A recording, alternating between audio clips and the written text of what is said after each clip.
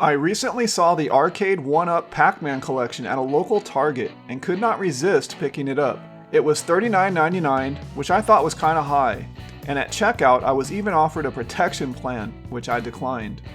What made the device appealing was that, well, it was a Pac-Man collection. It was HDMI enabled and wireless, its three best features. I will demonstrate the built-in games at the end of this video. Jump link in the description. The included games are the arcade titles, Pac-Mania, Dig Dug, Pac-Man, Mappy, New Rally X, Galaga, Rolling Thunder, Galaga 88, Super Xevious, and Dragon Spirit. The wireless controller features 2.4 GHz wireless, a D-pad, 6 buttons, and 2 bumpers. The controller is powered by 2 AAA batteries, while the base sips power from a USB 2.0 plug-in. You will notice the banana-shaped controller also has a micro USB port in the back.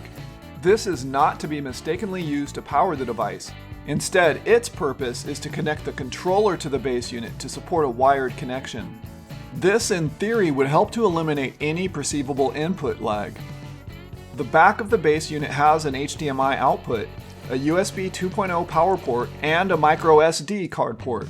Utilizing the SD card, the unit does support the Atari 2600, Nintendo Entertainment System, Super Nintendo Entertainment System, and Game Boy Advance games, from what I could immediately tell in my testing. It does not play Commodore 64, Atari 5200, Vectrex, or Intellivision ROMs, from what I gathered.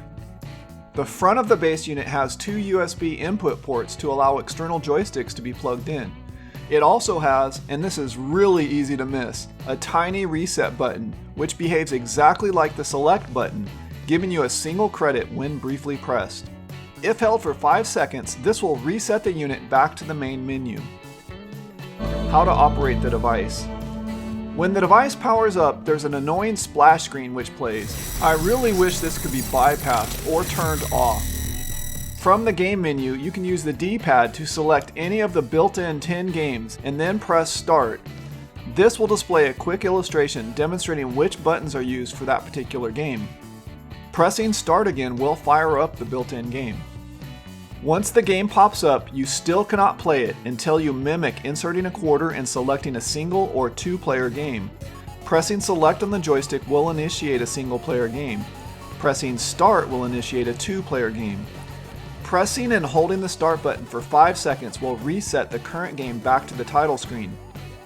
Pressing and holding the Select button for 5 seconds will bring you back to the menus.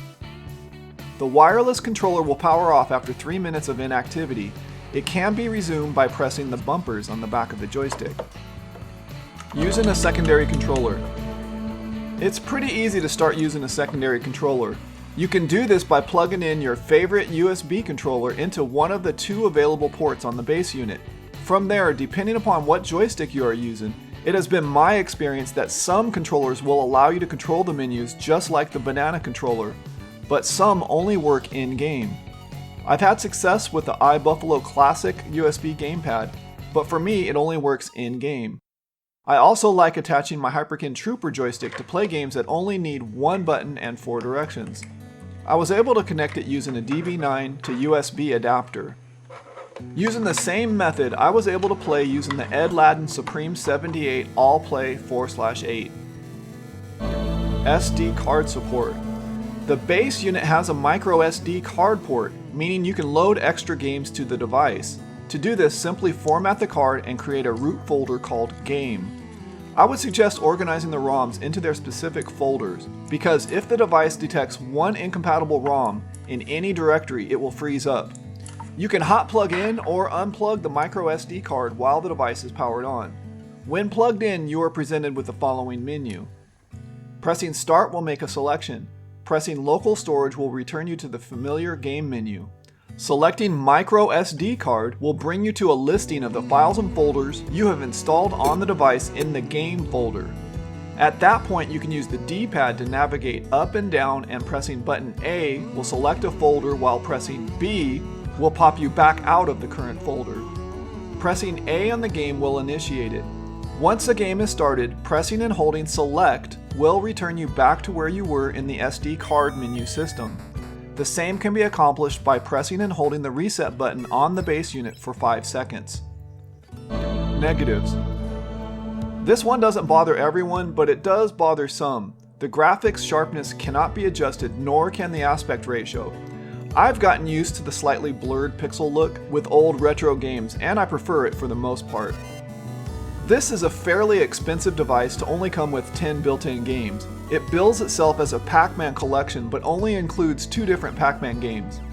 Although you can add extra games to the device, in my testing while playing Atari 2600 Pac-Man, 2 times the unit crashed and rebooted to the menus while in the middle of a game.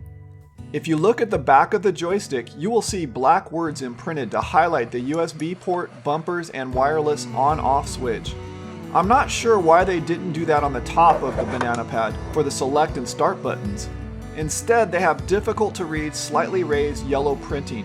Just below that is a nearly invisible printed Arcade1up TM. It did come with one of the needed USB cables, power brick not included. The included joystick is cheaply made and only has a D-pad. It has a cheap sticker of Pac-Man stuck on it, which I assume will easily wear off after a while. The ability to plug in an external joystick is great, but it would have been nice to have included a list of supported joysticks. This was probably a daunting task since there are so many out there. When you finally do start using an external joystick, you may still need to use the included wireless joystick, since some of the functions like resetting back to the menus may not work depending upon the joystick used, and in my testing, some of the externally plugged in joysticks only worked in-game. If you happen to plug in 2 external joysticks, this is not a supported configuration, so 2-player games do not switch between the 2 externally plugged in joysticks. Instead, from what I've seen, both joysticks work all the time. I suppose it's good enough that it supports it at all. 2 of the built-in games are not really new, if you will, but a sort of play on another game. For example, Galaga 88 is a more modern version of Galaga, and Dragon Spirit reminds me a lot of Super Xevious, except with a dragon.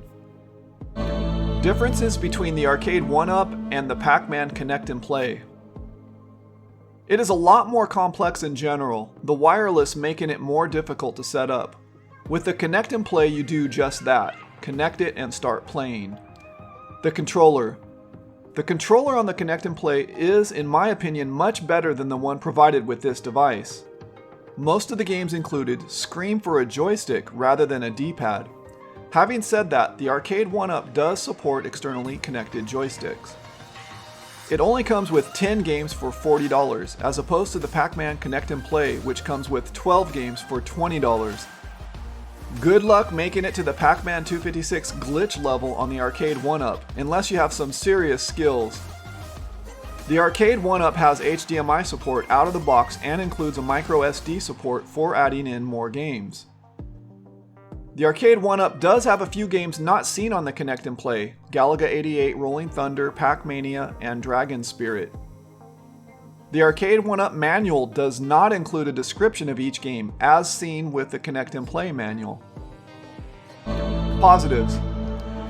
The 2.4 GHz wireless works really well, with better than Bluetooth range. For those of you too young to remember, 2.4 GHz was a popular frequency used for home cordless phones, before pretty much everyone switched over to cell phones. I can control the unit wirelessly from anywhere in my house, even behind walls. I know there has to be some input lag, but if there is, again, I was not able to detect it. For those that are extremely sensitive to input lag, you have the ability to connect the included joystick in a wired configuration, although you will have to come up with a spare USB cable to do so. The ability to connect external controllers is a definite plus. The Arcade1up does save your high scores for the built-in games in a non-volatile format, meaning it can be unplugged, batteries removed, and still remember your scores. I also appreciate the instruction screen displayed just before starting each game, showing which buttons will be needed. Micro SD card support for additional games is a plus. The joystick is wide enough that it could probably be used as a boomerang if you need to defend yourself. I really do appreciate the fact that over the past 5 years, there has sort of been an explosion of retro gaming related products available for purchase in retail outlets. I love having all the options. With this Arcade1up Pac-Man Collection, you now have a relatively inexpensive option of playing many retro games on your modern HDMI television, and you can do so with a wireless controller. The included games are fun and arcade accurate. Having said that, I would have a hard time recommending it over the Pac-Man Connect and Play unit, which has more games, more Pac-Man games for half the price. But I do still recommend it.